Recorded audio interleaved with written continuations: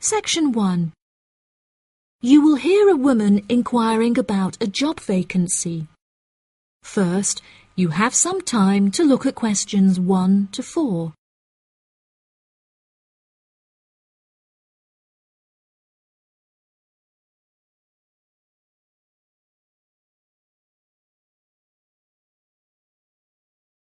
You will see that there is an example that has been done for you. On this occasion only, the conversation relating to this will be played first. Hi there. Welcome to the Job Centre. How can I help? Good morning. I'm here to inquire as to whether you have any jobs available at the moment. Yes, we have several available. What kind of job is it that you're looking for? Well, I'll take any part-time jobs I can get. I'm really strapped for cash at the moment. The type of work the woman is looking for is a part-time job, so part-time has been written in the space. Now we shall begin. You should answer the questions as you listen, because you will not hear the recording a second time. Listen carefully and answer questions 1 to 4. Hi there. Welcome to the Job Centre. How can I help? Good morning. I'm here to inquire as to whether you have any jobs available at the moment. Yes, we have several available. What kind of job is it that you're looking for? Well, I'll take any part-time jobs I can get. I'm really strapped for cash at the moment. OK. Bear with me while I have a browse on our system. Here we are. We have 3 vacancies at the moment, all involving quite different roles. That sounds promising. What are they? The first one is for a post as a receptionist. It says here that experience in reception or general administration is preferred, but not essential. Have you worked on a reception desk previously? No, I haven't. I had a baby quite young, and so I have very little work experience. Could you tell me a few more details? Yes, of course. The job will be to mainly provide quality customer service, both over the phone and in person. When customers are waiting, you will be expected to provide them with refreshments and ensure they have a first-rate experience. I think I could manage that, and I'm a very friendly person. That's great. Do you have any information about the hours involved? It says here that you will be expected to work several early mornings, 4 days a week. Any other requirements? Yeah, you'll have to go through a couple of weeks of unpaid training before qualifying for the post. I don't know if I would be able to fully commit to that. Did you say it's 4 days per week? Yeah, it says here 4 days a week, with another day off per week when requested in advance. It also explicitly states that at least one of your working days must fall on a weekend.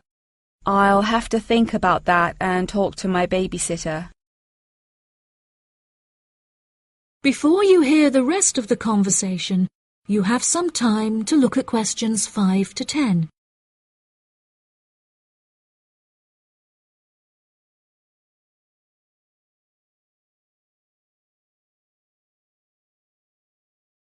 Now listen and answer questions 5 to 10. Are there any other roles beginning later in the day? Yes, there's an advertisement here for a driver. It says you'll need a clean and valid UK driver's licence, with absolutely no exception. No problems there. I passed my test first time and have never received any points. It also explicitly states that you must be over 25 and have been driving for at least 6 years. That sounds quite exciting. Is there any more information? Yep, it says here that working hours are flexible and the employers are happy to work within your personal schedule since they employ multiple drivers. That's great. The employers ask for a commitment to either mornings 5 days per week, evenings 5 days per week, or 3 full working days per week. I'm sure I can handle all that without a problem. As well as driving the employers to and from work, they will ask you to perform various duties on their behalf, such as collecting the grocery shopping and picking their children up from school. Do they need me to work a day on the weekend as well? No, it says here that they only require you to work on weekdays, not weekends. That sounds interesting. OK, there's only one more left, another customer service related post. It looks like it requires you to work short hours, quite late at night, so it might not be suitable for you. Do you want to hear about it anyway?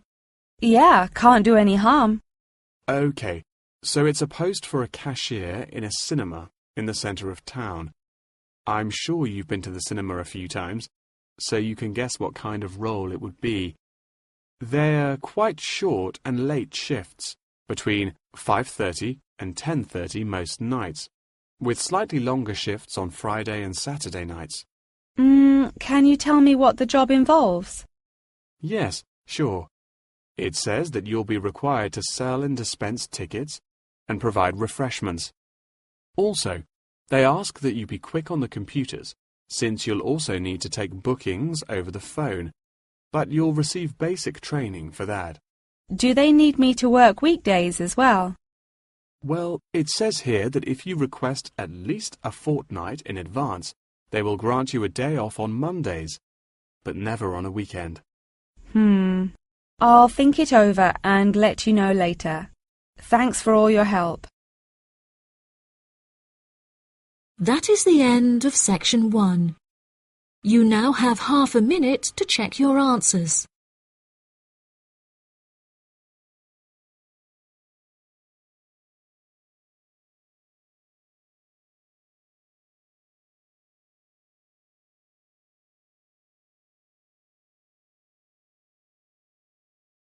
Now turn to section 2. Section 2. You will hear a representative from an organisation called Connection giving a talk about a homestay organisation. First, you have some time to look at questions 11 to 14.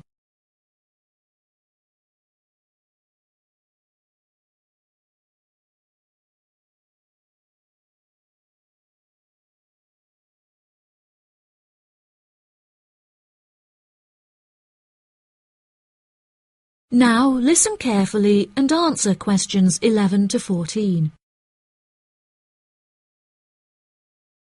Thank you all for coming to my talk this evening. It's nice to see so many people in the audience. For those of you who don't know very much about Connection, let me start by giving you some background information about it. Connection is a British organisation that facilitates homestays all over the globe. This organisation prides itself on matching tens of thousands of host families with guests every single year, allowing travellers to discover a country's culture in a way like no other. Homestays are ideal for both travellers and homeowners, enabling intercultural exchanges and the development of lifelong friendships while providing travellers with often discounted accommodation costs and host families with a steady income from the comfort of their own homes. The homestay experience is particularly popular with university exchange students looking for a more genuine insight into their country of choice and an unrivaled opportunity to develop their language skills. The homestay experience is truly unique and once in a lifetime, and one that you will likely remember for the rest of your lives. It is important to note, however, that some people will find it difficult to adapt to the new country, with many enduring what is known as culture shock. Connection's advice for those suffering from culture shock is to go out and make as many friends as possible, no matter how difficult you may find it. Friends are guaranteed to help you feel more integrated as part of the local society and show you some great places to hang out. At first, it might seem extremely challenging to overcome the language barrier between you and your host family. However, you will find that you quickly overcome this and develop a very close and almost familial relationship. Many of our travellers have suggested that they have found discussing their hobbies and other interests with their host families is the best way to overcome any barriers, since you are more likely to find something you share in common. For example, you might find that you are both passionate about football and end up playing in the local field every week. One of our guests undertaking a homestay in a rural area of the UK told us that she and her host now take a Tai Chi class together upon a hilltop at sunrise, calling the experience absolutely breathtaking. After the first few weeks, you will find your understanding of the people around you and their culture deepens by leaps and bounds, and you will soon become one of the locals. Our hosts in over 140 countries turn a location into a culture, time into experience, and strangers into friends. Before you hear the rest of the talk, you have some time to look at questions 15 to 20.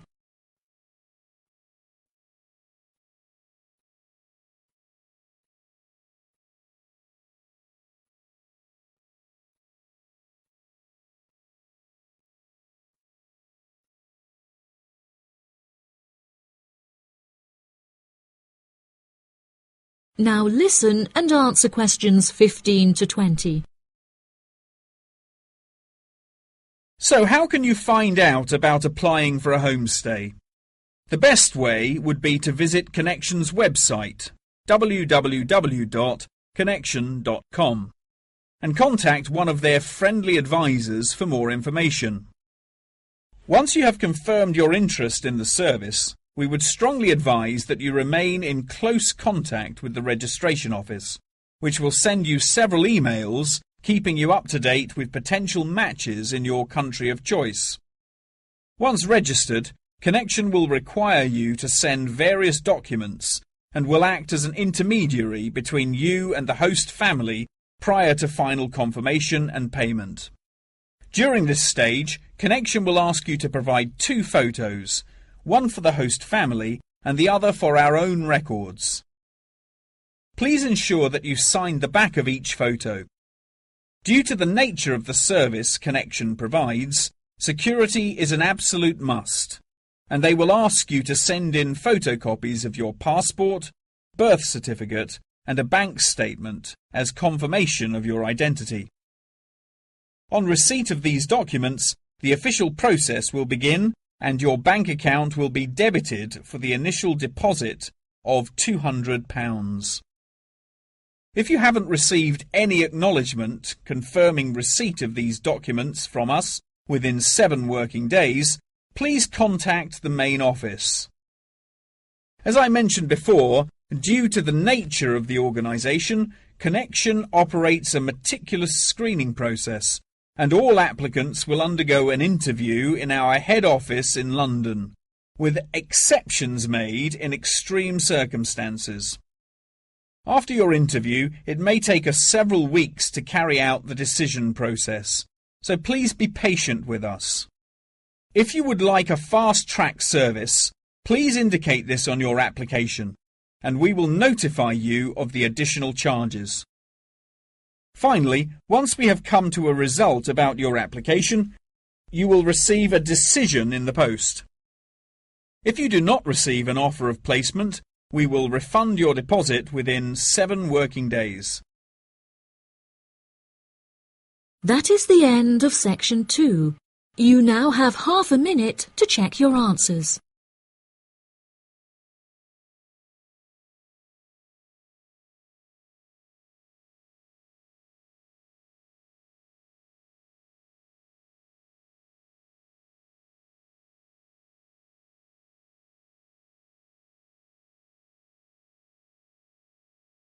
Now turn to section 3.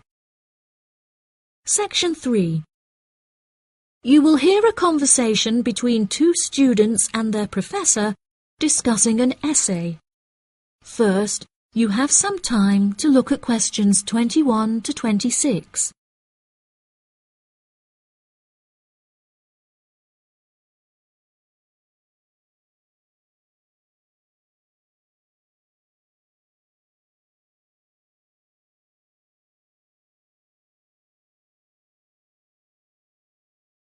Now listen carefully and answer questions 21 to 26.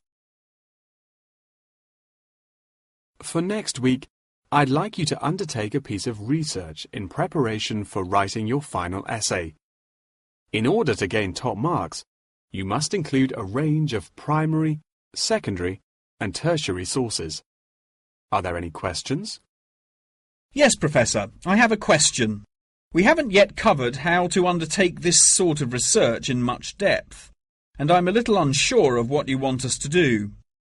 In telling us to include primary sources, do you mean you want us to design and distribute a questionnaire, analysing the results?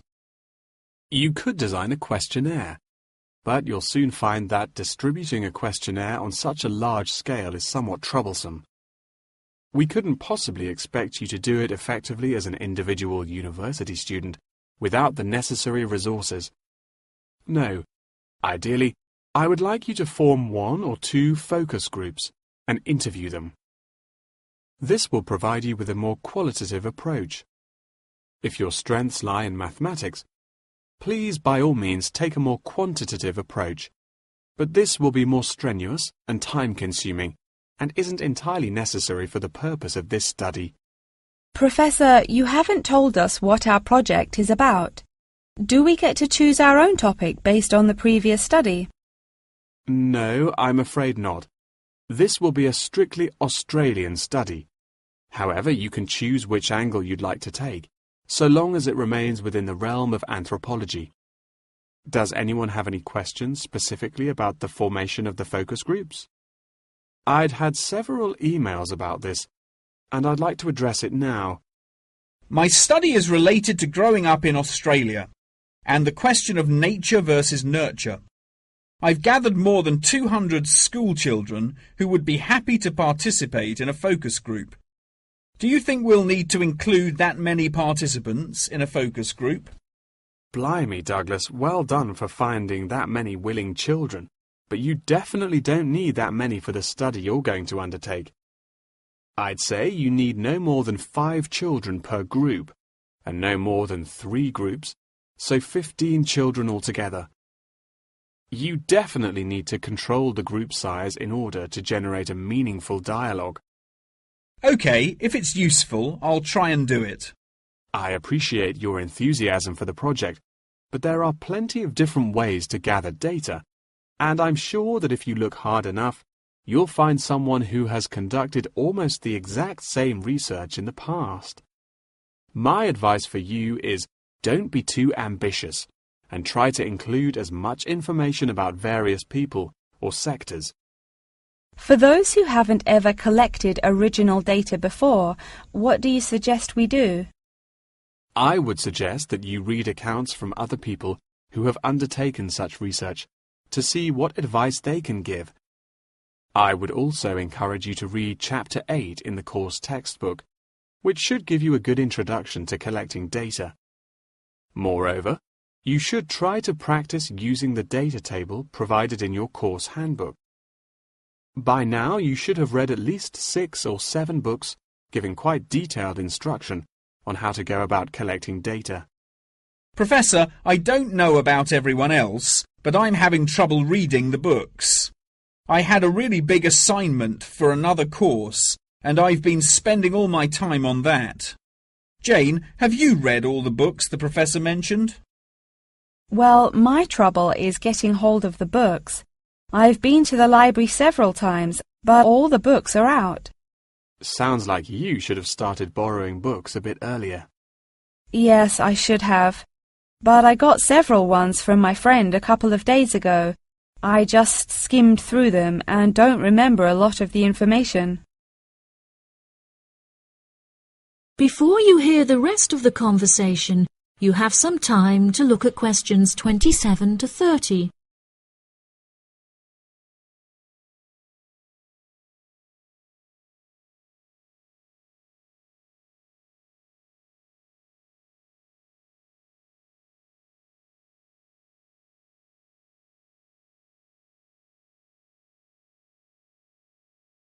Now listen and answer questions 27 to 30.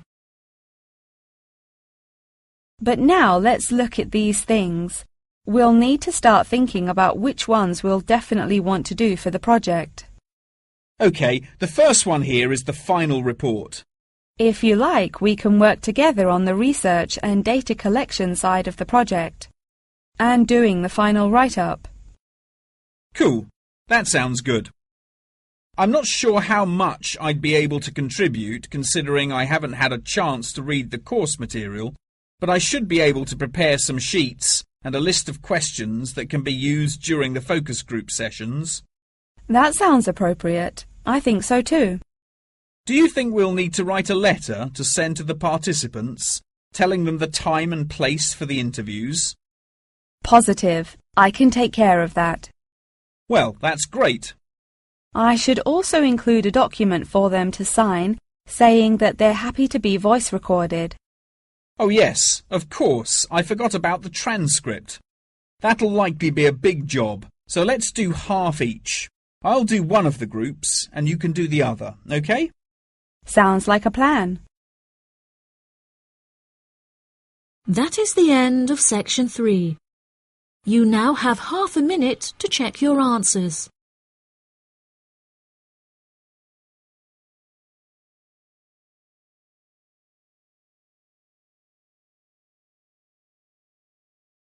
Now turn to section 4.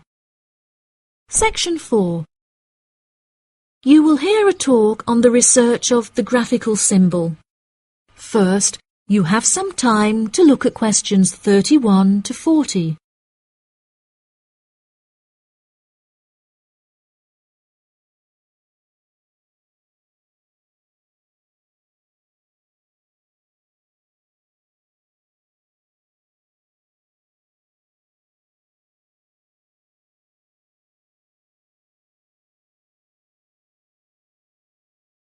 Now listen carefully and answer questions 31 to 40.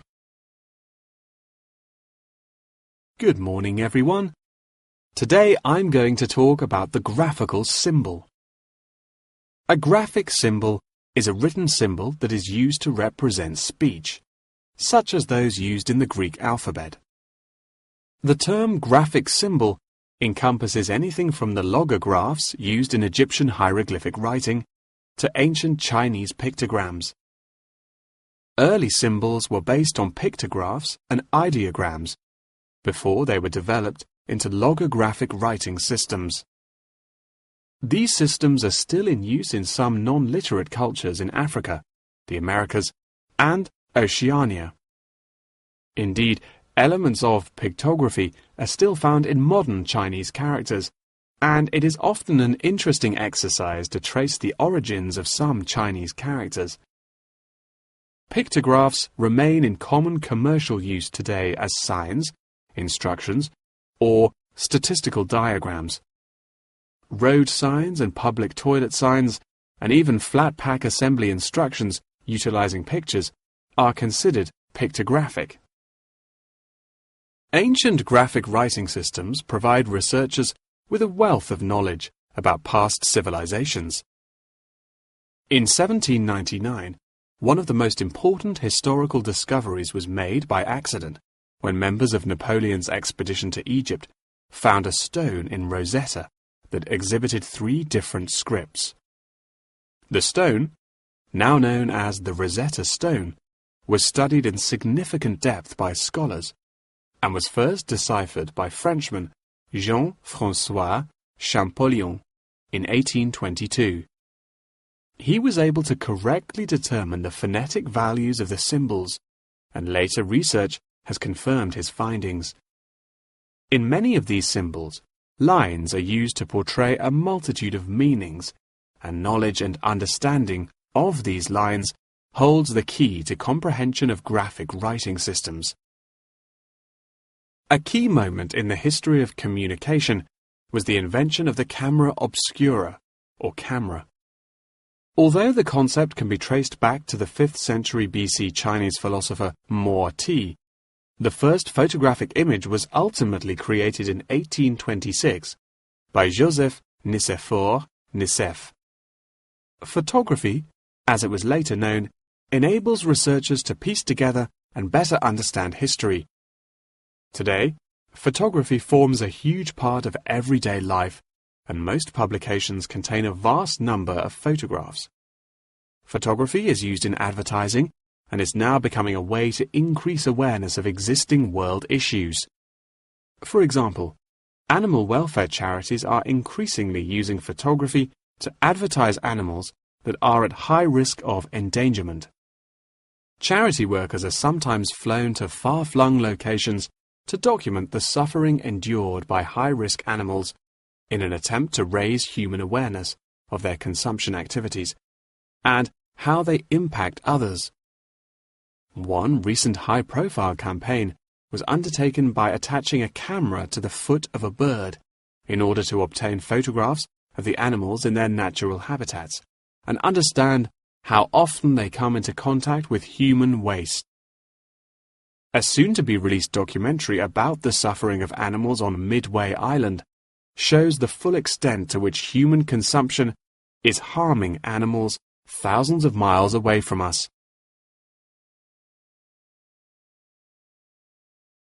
As photography continues to progress, with the use of drones now becoming somewhat commonplace, we should expect more and more objects to be included in the future, expanding the horizon of photography ever further.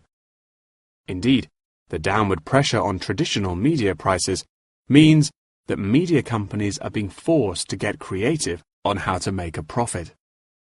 Many have found that the answer to this lies in advertising, and companies are now willing to devote a large portion of their budgets to advertising in newspapers. By the same token, marketing has become an essential part of a company's business model, often meaning the success or failure of a company. As a result, much time and money has been pumped into the development of effective branding, with attractive packaging playing a large role in this. However, many governments are now seen to be cracking down on marketing and packaging in an attempt to protect consumers from being misled. In particular, tobacco companies are now subject to ever-increasing regulation.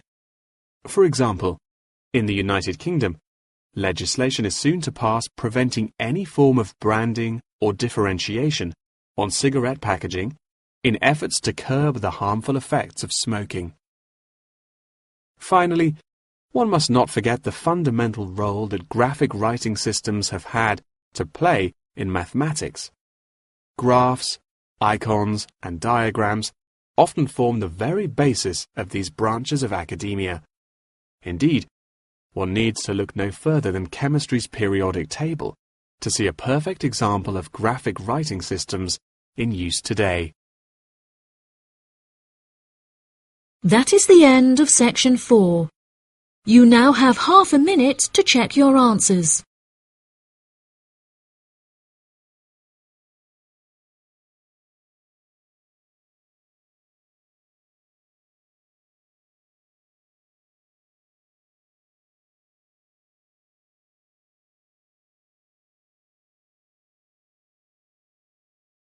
That is the end of the listening test.